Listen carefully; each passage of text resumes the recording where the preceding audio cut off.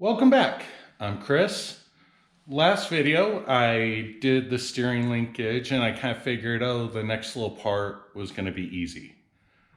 And while now that I'm thinking about it, it's not that hard, but since I didn't know this path and some of you may not know some of these other things you need to do, I figured I'd make hopefully a quick video on what I tried to do and what I am doing, and then show you the finished results. With that said, let's go show you where I started. This is where I started. I went online and just bought, what's called it's like a Firewall steering linkage support or whatever. And I thought it'd be simple. Turns out no, because they don't make these. I was not able to find a Firewall one that was meant for the 5/8 that this part is. And I tried to fiddle around, see if I could make something work, but it just seemed like it's gonna complicate things more than I wanted. Then I saw a picture, because I started looking up other carrier bearings or whatever they want to call them. And I saw here that, when you have more than two joints, you need something to kind of lock it in place. The other one I just showed you was theoretically going to mount somewhere around here, but with how all my joints were, it was going to have to be a little further back. And I figured, oh, maybe I could build something off of here. But then when I realized that bearing in general was not going to hold or be usable, I just said, go away. And then these things, the double D, 3/4 pipes, whatever, are common, regularly used. So I bought one of these because I figured instead of trying to solidify it in here, I've got a bunch of holes where the steering box used to be, so I figured I could probably build something that I can mount here, not weld in, just mount it, and then get it positioned right, whatever, so it will work. And I'm pretty sure I have a solid idea of how this is going to go, but I figure I'll do it and then show the results, so then anyone else stumbling across this stuff will have some info. With that said, I'll be back with hopefully a solution. Welcome back. Here we are at first draft or prototype going into production when it shouldn't. But it looks like this is gonna work. I still have a couple things to do, and I'll try and show you where I'm at now with how it performs and what I think needs to be finished. So here, this is just hand tight, but when I turn the steering wheel, I get just a small amount of flex here. So I'm going to corner, like weld some metal from here to here to give it a little sturdiness. Same thing back here. So a little less inclined to get movement when I turn this. Plus, actually tighten down the bolts. I think you can probably see something. But yeah, I used just the holes that were going through to hold the old steering box before. And I'll just show you kind of how it behaves now, because I'm going to also need to clear out a little more of the metal here around there. But I think it's working. Most of the metal noises you hear are from that knuckle hitting the metal, but it looks like the joints themselves are doing what they should be, and I just got to stabilize everything. So here I am, hoping this will work. I just want to show you some of the the various attempts also. So I had metal. What I did was use the old steering box, I just had a big strip of this metal, cut a portion off, mount the put the holes in where they were on the gearbox. Then cut another piece, weld it to it at a 90. Then this piece at a 90. I drilled a hole for that thing. No, not even close at all. It was just going to bind up and chew up. Then I needed more metal, realizing I needed it to be higher than the first hole in that one. And it just was not going to work. Third attempt, while it's pretty close on angling, it looks like it's good. And yeah, just a little bit of trimming here and tightening up here, and I think I'm good. If that doesn't work, well, I might end up trying to put this in here, like coming down from where the steering column mounts. But I'm not sure if this would fit. Like, this might be too big for this. But who knows? I will find out in a bit. Hopefully next little set of photos or video will just be that tightened up and painted. That's what I'm hoping, because I really want to fucking be done with this. So yeah, I'll be back. Let's hope it's good news. So here we are, the finalized version. Here's the triangle, and there's one right there too to help prevent any flexing on that. I'm hoping it works. It's a 1/8 inch steel. And yeah, I don't know. I guess let's get this thing installed, verify everything as I expected. But yeah, upon further thought, I should have probably installed it and tested it before painting it. Order is important. Oh well, let's find out. Welcome back with a quick update and some failures. Well, not so much a failure, but lack of thinking the whole part thing through and everything. Normally, I tend to try and plan ahead, buy everything I need, shit like that. Hence the reason I've got boxes all right there and a little bit of a mouse killer for this project and the Tiburon. I've also got a crap ton more in the house that you can't see, but I'm going to point in that direction as if you could. Now, with that said, I feel like I've spent some good time here thinking this out, planning everything, and it's going pretty well. I haven't wasted any work, it seems, but I did not think this whole damn thing through. When I read about this, you know, when you have 2 joints or more than 2 joints, so you hit 3 joints, you at least need one little stabilizer thing, you know, carrier. What I did not notice, and some of you probably already figured out that I'm an idiot, but this is a whole nother reason. I don't have 3 joints on here. I have 4. So, right now, like, this is nice and stable, but here's my 3rd joint. And way back in there is a 4th joint. So, when I turn it, at least partway through the turn, it's great. But then that joint moves because there's a joint on the back. Or there is a joint. So I've got to wait probably a couple more days and, you know, order another one of these.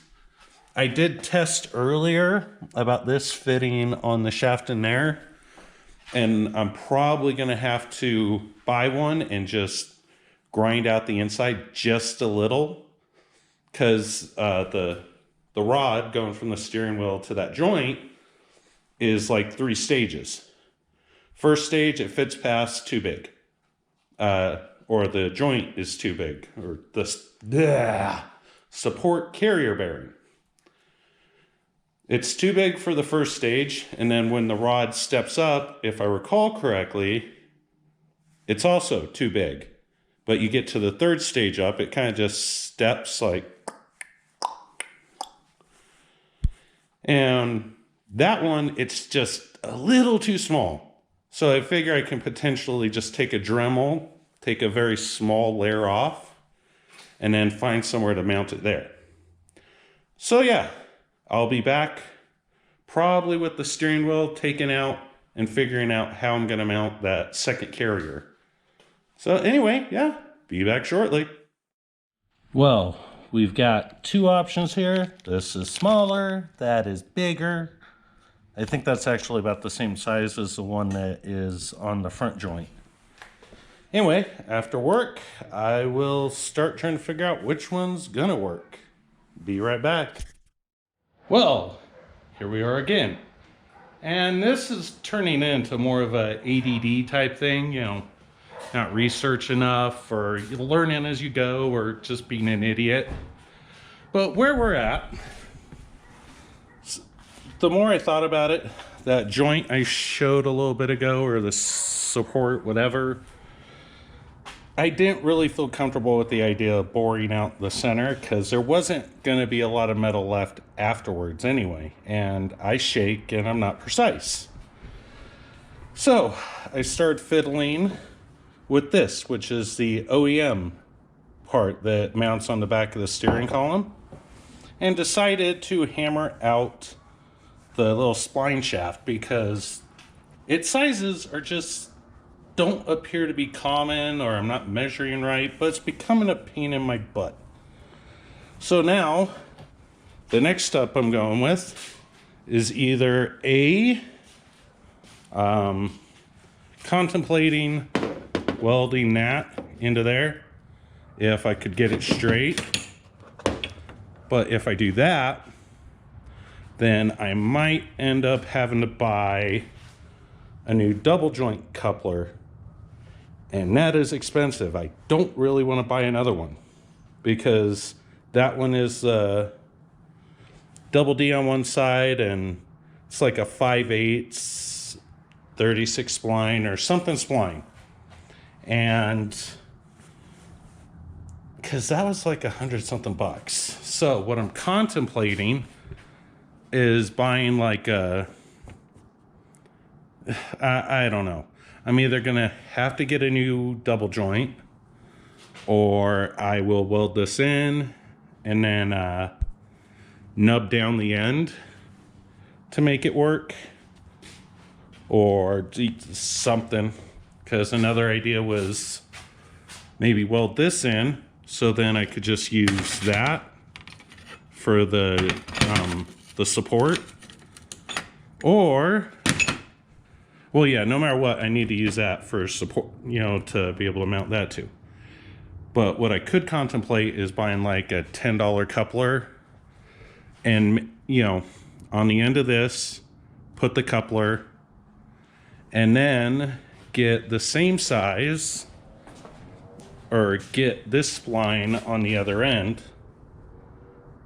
You know, so those are the thoughts. I'll sort it out, hopefully very shortly. Well, it will be short for you. And you'll see it all assembled.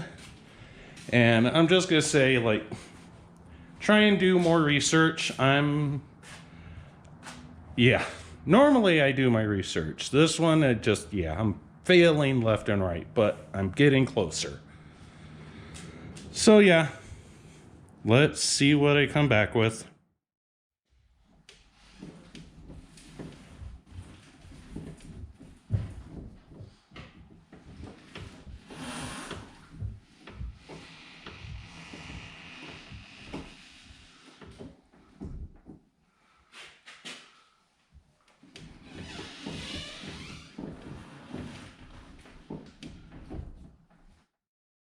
And here we are with my solution.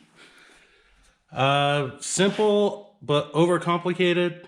You know, I've learned a lot during this process and could have maybe done it better.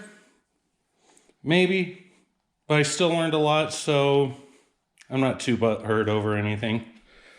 So, what we have, minus my shadow, is this thing, hanger, whatever, support bearing, whatever they call it. I've got it affixed here to existing bolts that held the gearbox right here. Double joint. This one is a 3/4 double D on both sides.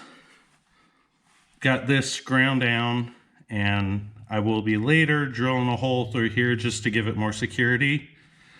But I've got this tight, this tight. This is an OEM MR2 U-joint or steering joint, whatever. But with that said, made this to give it support here. And the back of the 1UZ juts out a bit.